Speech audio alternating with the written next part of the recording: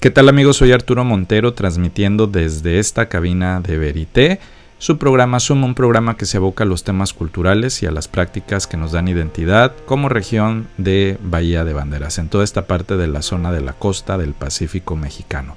Este es el episodio número 1 de la temporada número 1, así que le agradezco mucho que nos siga y que comparta este contenido. Hoy vamos a hablar de festivales culturales y de espacio público. Estuvimos en el Festival de la Raicilla, estos días se llevó a cabo, es el número 8. Tuvimos la oportunidad de platicar con personas ligadas a la producción de la raicilla, raicilleros y también gente creativa. Estuvimos platicando con Maya, diseñadora del Instituto Vallartense de Cultura, que nos platica un poco qué fue lo que tomó como referencias para darle la identidad a esta edición número 8.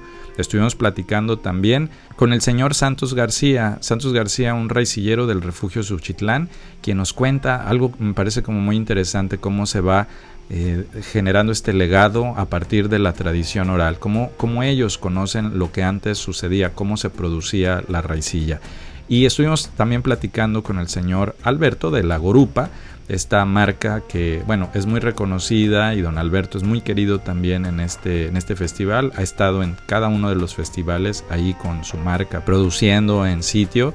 Y bueno, estuvimos platicando con él para que nos contara cómo es que alguien como él se introduce al mundo de la raicilla. Él entró ya a una edad madura, pero bueno, él reconoce que desde los 10 años él ya era mezcalero. Tenemos playeras, tote bags y la botella de este año. Lo seleccionamos porque creemos que pues playeras uno siempre va a usar y tote bags para cargar todo el kit de Dama Juana. Bueno, para esta edición 8 nos inspiramos en el rótulo mexicano y por eso decidimos utilizar tipografías inspiradas en el rótulo para vernos con este estilo muy mexicano y utilizando los colores verdes, amarillo y dorado. Sí, como el rótulo que vemos en farmacias, en las tienditas, en tortillería, puestos de tacos. Por eso es que jugamos con frases como la raicilla es pasión, Dama Juana tradición y con raicilla la vida es más sabrosa, pensando también en la canción de esta película mexicana que creo que todo el mundo vimos cuando estábamos chiquitos. Viene siendo el raicilla lo que nosotros le nombrábamos vino. Vino era lo que se comenzó a hacer a principios de 1900 o a finales de 1800. Pero en ese tiempo era vino, bebida que bebían los borrachos en las tabernas. Cuando uno y hacen una pregunta, ¿dónde está usted? ¿Dónde está el señor? Está bebiendo. ¿Qué? Vino. Es una palabra tradicional de la que allá nació. De 1900 para acá, hasta 1910, no conocíamos la palabra raicilla. Allá fue donde era vino, lo que ahora es raicilla. Llegó a mascota, que si trataron de hacer el reconocimiento, registrar la marca, entonces sí, ahí ya aparece por toda la región como raicilla. Pero usted va a la comunidad, todavía ahorita en la actualidad, y pide, quiero 5 litros, no le dicen de raicilla, los pide usted vino. Anda, tráeme 5 litros de vino, ve por 1 litro de vino. ¿Dónde está el señor? Está bebiendo vino. Es la palabra de ahí. Me platicó un señor que se llamaba Alfonso Joya, un tomador de nombre, tomador que cuando hacíamos vino, él nos visitaba y él se ponía a platicarme lo que su padre le platicaba. Yo puedo asegurarle que soy capaz de plantar una planta y la hago crecer y la hago hasta que se destila. Yo sé hacer todo esto, pues día con día estamos viendo que hay más interés y hay promotores que le hacen mejor promoción a nuestro producto. Y todavía nos falta, porque podríamos producir una cantidad más, una buena cantidad, pero que hubiera un promotor que se encargara de hacer gestiones, de un gestor que hiciera, y nosotros de trabajar allá en el lugar donde trabajamos. Vamos, quien haga gestiones y ya le haga promoción para Nosotros encargarnos nosotros de hacer lo mejor que podamos hacer allá. Esa planta que nosotros trabajamos desde ese tiempo de 1800 para acá, cuando ya comenzaron la comunidad, es el mismo material que hacemos. Es la misma planta, la misma especie de plantas, y esas no las hemos cambiado nunca. Nosotros nunca usamos insumos de fumigadas ni nada de eso, usamos lo mismo. La fermentación es la misma, la que hacemos allá, estamos haciendo.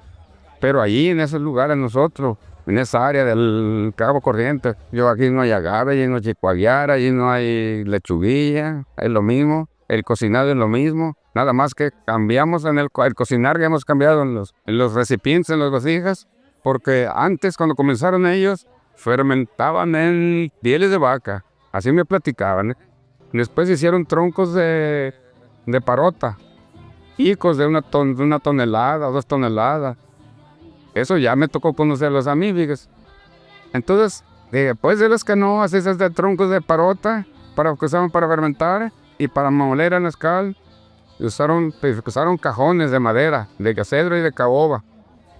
Pero se piraba mucho, tenía mucha fuga, y cambiaron eso por pilas de concreto. Desesperaron porque también, como es muy frío ese ambiente y hace mucho frío, no fermentaban con el tiempo. Tengo cálculo, uno por leía puro cálculo, hacemos todo, no hemos usado tampoco ningún pesalicor, ni pesamiento, ni ninguno, nada, todo es lírico. Entonces, después de eso, ya usamos el rotoplas, que es lo que fermentamos ahorita en la actualidad. Me gustó la zona de ahí de mi rancho y pensé en sembrar agave, y esa fue la tradición de hacer raicilla. Este es el estilado filipino, porque cuando yo estaba morro, mi tío tenía una vinata, le nombraban para allá en el estado de Guerrero, ¿eh? Incluso el caso era de él, ese que está abajo. Este enfriador sí yo lo mandé a hacer ya después. Y pues ya de ahí para adelante, pues como te dijera, me empezamos a abrir el agave y empecé a hacer raicilla. Porque yo pensaba vendérselo a tequila, pero este agave no entra a tequila, ni aquel para acá. Entonces, pues decidí hacer mi taberna mejor. Y ya empezamos a formar, incluso el señor que me dio la primera plantación se llamaba Filomeno Rodríguez. Y antes de morirme fue a enseñarme cómo hacerlo. Y ya de ahí para adelante pues ya agarramos la idea nosotros. Eso sí, depende del dulce del maguey, porque a veces ocupamos hasta 15 kilos para hacer 1 litro. Y a veces 14, pero ahí anda entre 14, 15 y 16 kilos por litro. En el 2009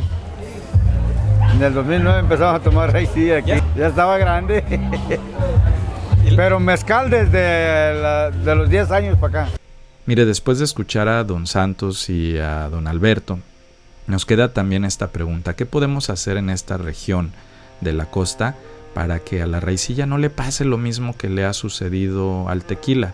Si bien el tequila es un símbolo nacional que le da identidad a todo un país, desde esta región de Jalisco, tequila, pues también reconocemos que ha habido un impacto ambiental feroz, ¿no? ¿Por qué? Por la misma necesidad de esta industria económica de seguir produciendo y produciendo y produciendo un recurso que es limitado. Cuando usted cruza este paisaje agavero a través de la carretera, pues debe de entender que ese no es un paisaje natural. Esa fue una intervención del hombre y de la industria y de la economía y de la mercadotecnia, pues por sostener y por llevar, sí, recurso económico a esa región, pero también de una manera feroz. También debemos de entender toda esta turistificación que ha sucedido alrededor de Tequila. Uno ya se pasea por el pueblo y por la zona arriba de una botella, de un carro, un camión en forma de botella, haciendo una fiesta y celebrando. Y por un lado debemos de entender que, bueno, sí, pero ¿cómo podemos hacer para controlar y que a esta zona de Jalisco, a esta zona de la costa, quizás se tomen otro tipo de cuidados? ¿Para qué? Para no caer en esos excesos en los que ha caído el tequila.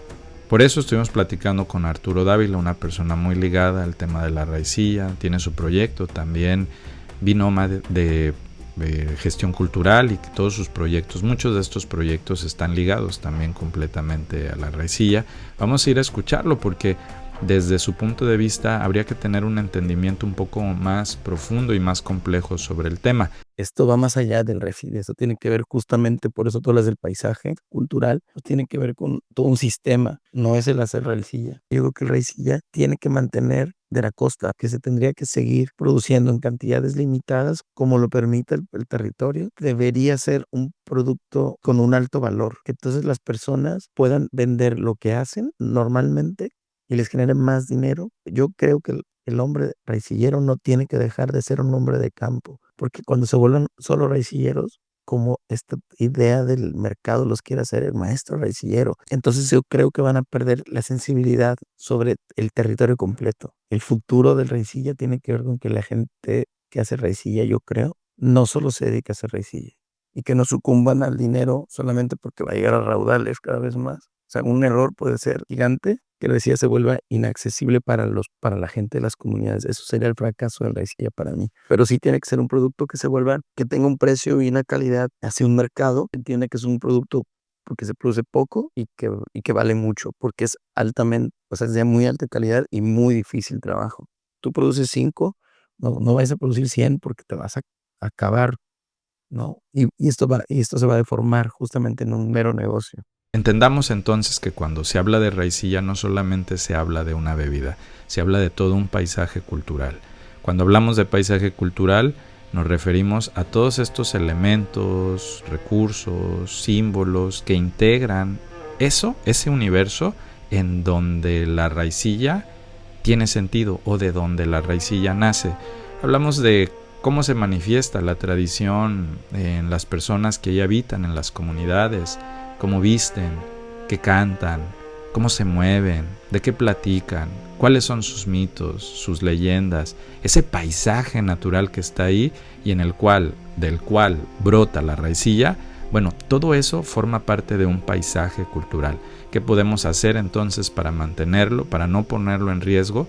Porque al momento de llegar todo este poder y esta ferocidad de la industria económica y turística, definitivamente va a haber pérdidas. ¿Cuáles son esas pérdidas que está usted dispuesto a ceder?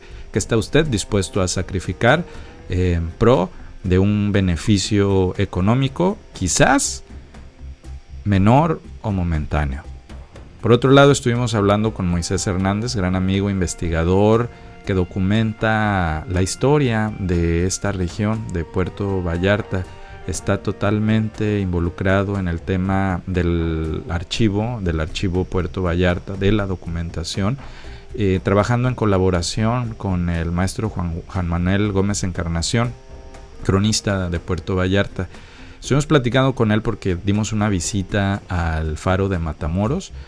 Usted sabe que hace algunos meses, el año pasado, se inauguró este mural de Elizabeth Taylor realizado por Sharon dentro del proyecto Rompe. Se hizo un cóctel, se exhibieron fotografías y unas fotografías de gran calidad y de gran trabajo también a partir de la investigación que ha hecho Moisés, referentes a toda esta historia y lo que es el emblema de este faro. Y bueno, hace algunos días estuvimos por ahí, vimos imágenes a través de las redes que Moisés Hernández logró publicar, pues totalmente vandalizadas, grafiteadas. Estuvimos ahora nosotros visitando el espacio, ya no están las fotos, fueron retiradas, el espacio está en abandono. Todavía se salva el mural de Charo, pero todo indica que si no se procura el mantenimiento y sobre todo la seguridad también de este espacio, pues no va a tardar en ser vandalizado. ¿Qué tal, Arturo? Te saludo con mucho gusto para platicarte acerca de las fotografías que se encontraban en el faro de Matamoros. Pues un poco de contexto: estas fotografías corresponden a una exposición en el marco de la celebración del 92 aniversario de la inauguración de los faros, pues estas balizas de enfilación, mejor conocidos como los faros de Vallarta, en el año de 1932, el 15 de agosto para ser precisos, ¿no? Y por iniciativa de Charo García, artista vallartense, muy entusiasta y también preocupada por el patrimonio histórico y cultural de nuestro puerto, me invita a hacer una curaduría de fotografías que recorrieran y que invitaran a los visitantes, a los locales, a apreciar la historia, navegar en un recorrido histórico visualmente sobre el paso del tiempo en estos monolitos de mampostería, en estos faros, ¿no? Y contemplábamos 7 fotografías muy interesantes, una con el permiso muy especial de Scott Rowett, hijo del canadiense Harry Rowett, quien estuvo aquí en la década del 50 haciendo fotografía de nuestro puerto, y también alguna fotografía de el fondo de Catalina Montes de Oca, quien fuese primera cronista de nuestro puerto, y otras fotografías más muy interesantes que relataban visualmente este paso del tiempo de estos faros de Vallarta. Y que bueno, pues después de concluida la administración pasada, prácticamente este espacio que me parece muy interesante, con un potencial enorme, se vio prácticamente abandonado, ¿no? Ya no se le dio un seguimiento tanto de limpieza del espacio, de remozamiento o de vigilancia sobre todo, y pues sabemos que el espacio público, al ser abandonado, prácticamente se vuelve vulnerable y sujeto a otros aspectos negativos de la sociedad, como es el vandalismo, como es el hurto, a reducirlo meramente a un basurero, ¿no? A un baño público. Y que bueno, que no haya un aprecio por la historia local, por el patrimonio histórico, que haya un desdén, un desaire por parte de la autoridad, y que principalmente no haya un proyecto que contemple la protección, la conservación y sobre todo el rescate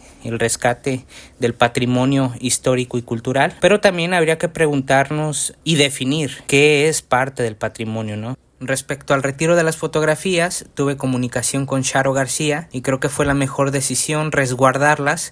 Las retiramos y pues bueno, algunas todavía en buen estado, otras, como ya lo comentábamos, con graffiti, algunas abolladas. Lamentablemente una fue robada, creo que la más interesante de todas, una fotografía preciosísima de Harry Rowett que nos mostraba parte de la bahía y el faro sobre la calle Morelos y el malecón. Le encontraremos un mejor espacio a quienes adopten estas fotografías. Podría ser algún café, algún restaurante, un lugar en donde puedan ser mejor apreciadas y conservadas. Esperamos que el espacio tenga ese respeto que se merece, ese aprecio y el valor que necesita, principalmente por ser un espacio público y por ser un espacio histórico. Creo que se debe revalorar e implementar políticas o planes que pudieran garantizar su conservación, pero no solo eso, garantizar la conservación, sino en torno al mismo espacio y al mismo elemento que consideramos patrimonio histórico, realizar toda una serie de actividades culturales y artísticas permanentes que permitan a la comunidad reunirse, convocar y tener presencia para poder reforzar ese sentido de pertenencia y de identidad. Algo que nos preguntamos mucho es, ¿qué es lo que puede sostener a un espacio de este tipo? Es un emblema y es un símbolo. Imagínese usted cómo están los espacios que tal vez no le significan tanto a una ciudad, pero sí a una comunidad, a una colonia, un espacio público en donde los niños juegan en una colonia. Pues si el símbolo de la ciudad está abandonado, seguramente estos otros espacios están de igual manera vandalizados u olvidados. ¿Qué necesitamos como sociedad? Quizás, porque no le podemos dejar todo a la autoridad, programar un espacio público. ¿Qué tipo de eventos y actividades pueden suceder ahí? Pero siempre bajo el marco de un proyecto líder, de un proyecto que encabece la recuperación y el rescate de los espacios públicos, porque si no, lo que sucede es lo que ha sucedido año con año en este y otro tipo de situaciones, que es, se hace una actividad, se llevan empresarios, se lleva toda la clase política, se llevan cócteles, se lleva música, todo es muy bonito ese día y el día siguiente van los medios, registran, se habla de este tipo de intervenciones y después, a las semanas, empieza a desintegrarse el proyecto, porque no hay proyecto, porque es solamente una actividad. Se empieza a devaluar y se empieza a olvidar, y año con año será lo mismo si no se integra un proyecto de rescate y de recuperación de estos espacios. Le agradezco mucho que nos haya seguido el día de hoy. Yo soy Arturo Montero. Puedes seguirnos como @MonteroVerité o como Arturo Montero en nuestras redes sociales. Comparte este contenido. Estamos produciendo desde Verité en este proyecto Canal Cultura y Arte, su programa Zoom.